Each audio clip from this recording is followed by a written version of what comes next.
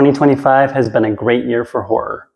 Hello everybody, my name is Jesse and welcome to my channel. Zach Cregger's newest movie, Weapons, has been out for a little while now. I've seen the movie twice, so today I am finally giving you my thoughts on this film.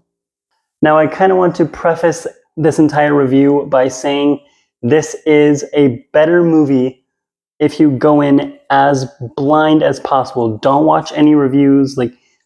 I really would only recommend watching this video if you've actually seen the movie. If you haven't seen the movie, maybe don't watch this video. I know it's kind of ironic for a person to say don't watch their video, but go in as blind as possible. Don't watch any reviews, don't watch the trailers, don't read any summaries.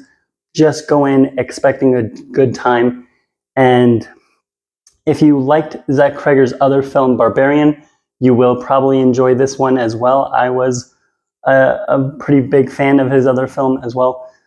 I significantly prefer this movie to Barbarian. And since it's better for you to go in as blind as possible, I am going to keep this review a little bit shorter. But I really loved pretty much everything about this movie. I love Zach Cregger's writing and his direction, the way that the story was told. Basically,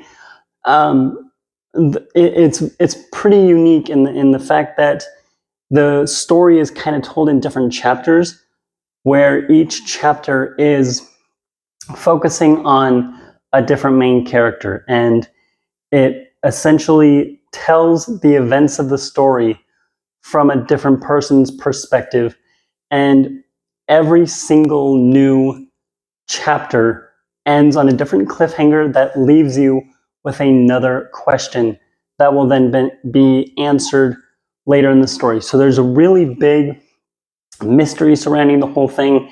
If you don't know the one sentence synopsis, basically 17 kids go missing from this one classroom and the whole town is trying to figure out what happened, and they're all pointing fingers at the teacher of the classroom. She herself is trying to figure out what the hell is happening. And so it adds a lot of mystery to it, and I absolutely love that. And I will say, really kind of, that is one thing that kind of let me down on a second watch. Like I said, I saw the movie twice. First time I absolutely loved it, and I loved the mystery surrounding it. And so when I went and saw it the second time, I didn't necessarily like it any less. I still had a really great time with it. It's still one of my favorite movies of the year thus far.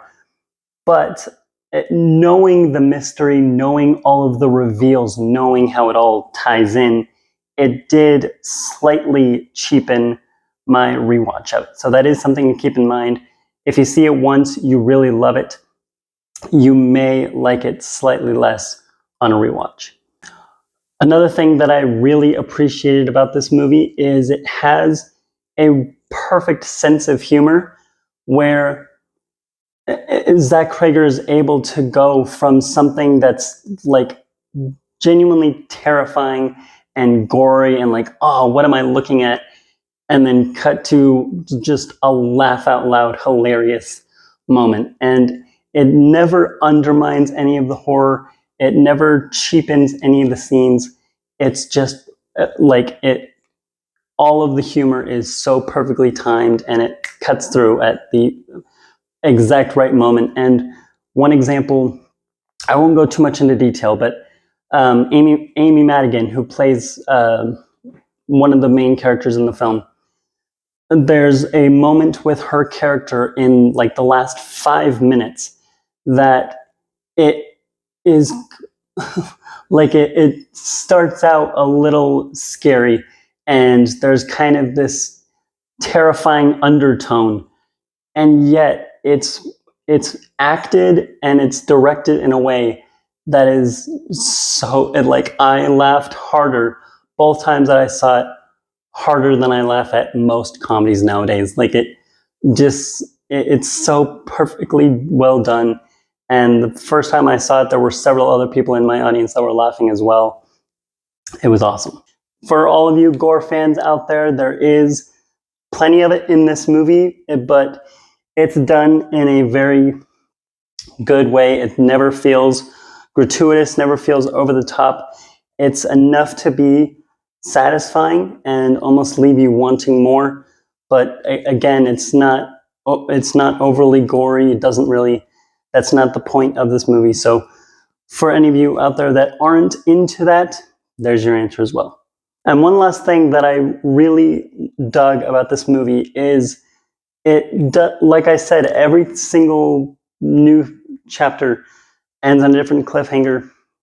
And there's all these questions by the end that tie in, that come together in a very satisfying way. This movie is satisfying, but it also leaves enough up to interpretation. And by the end, there is a lot that is unanswered, but it's not an unsatisfying kind of unanswered. It's done in a way that can leave it up to the audience's imagination.